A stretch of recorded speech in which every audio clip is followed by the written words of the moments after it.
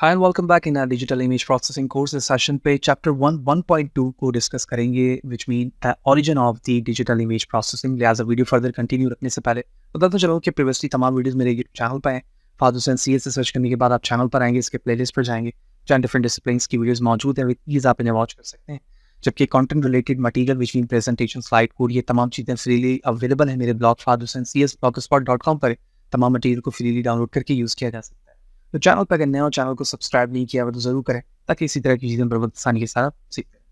तो जिस बुक को हम फॉलो कर रहे हैं, राफेल की डिजिटल इमेज प्रोसेसिंग, उसमें चैप्टर 1 का 1.2 part the origin of the digital image processing है, जिसे हम डिस्कस कर रहे हैं। दैट्स ऑल अबाउट दी कि किस तरह से किन जगहों पर डिजिटल इमेजेस को यूज़ किया जाता है, और early ages of the image processing के किस तरह के थे, और उसमें क्वालिटीज़ ऑफ इमेजेस कैसे होती थी।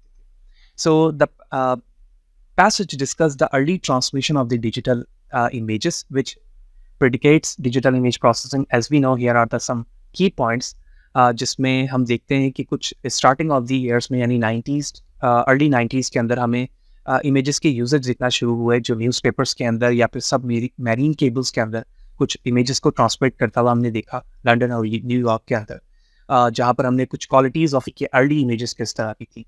So in 1920s, the Bartlein system transmitted images between London and the New York, यानी न्यूयॉर्क और लंदन के दरमियान ये इमेजेस को ट्रांसमिटेड किया गया 1920 में, किसके ज़रिए से, सब मैरीन केबल्स के ज़रिए से। This method significantly reduced transmission time, but used specialized printing for the reconstruction, resulting in limited quality। यानी स्टार्टिंग के अंदर तो हमने देखा कि जो ट्रांसमिशन है इस इमेजेस को सेंड करने के लिए, वो काफ़ी रिड्यूस हो रही, लेकिन उसके बाद ब्याह पर हमने देखा कि जो इमेजेस पे इस्तेमाल होने वाले प्रिंटिंग कलर्स थे, उनकी रिकंस्ट्रक्शन बार बार होती रही, और हमने क्वालिटी को लिमिटेड देखा, क्योंकि अर्ली इमेजेस थी।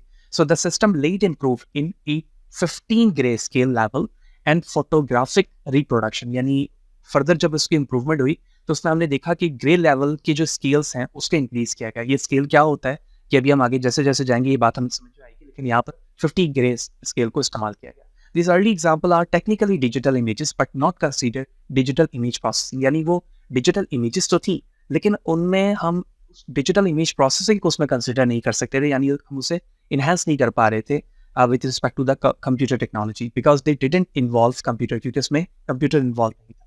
So the development of the digital image processing relies heavily on advertisement in computer and supporting technologies. तो उनके अंदर हम इसी तरह से डेवलपमेंट चाह रहे थे, ताकि उनको टेक्नोलॉजी के ज़रिए से उनको सपोर्ट कराया जाए, और उसमें एडवर्टाइजमेंट जो है उसको सपोर्टिव किया जाए, जो कि कंप्यूटर से रिलेटेड होती है।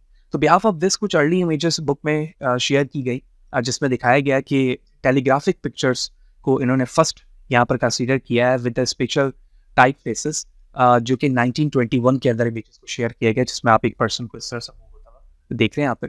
फिर इसी इमेजेस की क्वालिटी को मजीद इन्हांस किया गया 1992 के अंदर, digital picture made from a tape punch. ठीक है, टेप पंच टेक्नोलॉजी इस्तेमाल की गई इसमें, after the signal had crossed Atlantic twice. यानी जब वो सिग्नल ट्वाइस अटलांटिक को क्रॉस करता था या करता है, तो उसके बिहाफ में 1922 के अंदर इस तरह की क्वालिटी इमेज बनाई गई, जिसमें हमने इस इमेज के बिहाफ पर कुछ क्वालिटी को इन्हांस करता हुआ देखा।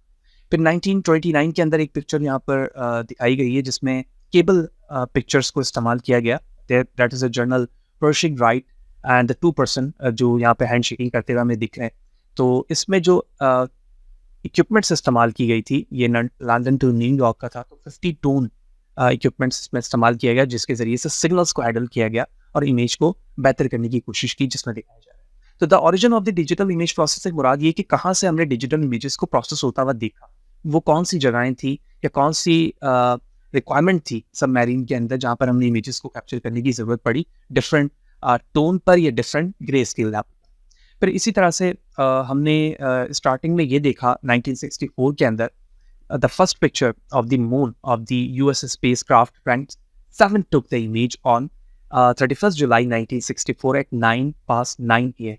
यानी आप सोच सकते हैं कि कितने अर्ली 1960s में इमेज को कैप्चर करके दिखाया गया कि यूएस मून से स्पेस क्राफ्ट से एक इमेज शेयर की जा रही है।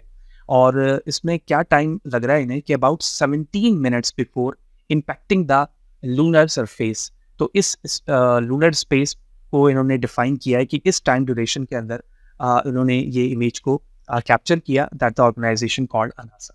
तो क्यों इसे ओरिजिन ऑफ द इमेज पर डिस्कस किया जा रहा है, क्योंकि ये फर्स्ट टाइम की अर्ली इमेजेस थी।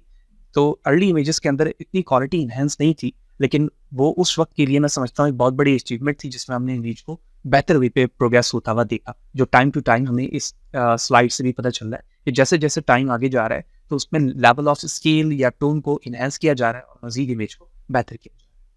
सो ये 1.2 के अंदर ये चीज़ें डिस्कस हुई हैं ओवरऑल, जिसमें ओरिजिन ऑफ इमेज की कुछ बिहाइंड चीज़ें बताई गई हैं।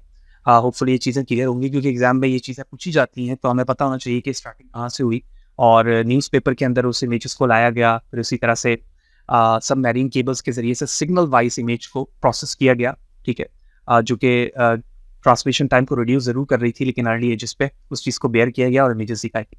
अब जब ये इमेजेस बनती हैं, ठीक है, तो टेक्निकली वो एक स्पेक्ट्रम को यूज़ कर रही होती है जो 1.3 के अंदर इस्तेमाल किया जा रहा है, that is said to be a electromagnetic spectrum. तो ये क्या है इलेक्ट्रोमैग्नेटिक स्पेक्ट्रम, किस तरह से वर्क करता है, कितने तरह की रेज होती हैं और वो किन किन जगहों पर इस्तेमाल होती है, ये हम नेक्स्ट सेशन पे जानेंगे, जो 1.3 का पार्ट रहेगा। तो इसी तरह से जुड़े रहें। चैनल को अगर सब्सक्राइब नहीं किया हुआ तो ज़रूर करें, ताकि इसी तरह की मोटिवेशन बरकरार रहे। हम आपके रिक्वायरमेंट के मुताबिक काम करता हूँ, हमारे हर एक सेशन को प्रॉपर्ली लेकर चल रहे हैं, ताकि टॉपिक वाइज चीज़ों को समझना आसान रहे। यही चीज़ें देखें origin of digital images process के अंदर मौजूद, जो मैंने समराइज करते हुए आपको एक्सप्लेन किया। नेक्स्ट सेशन पे मिलते हैं, इसी तरह से जुड़े रहें। See you then।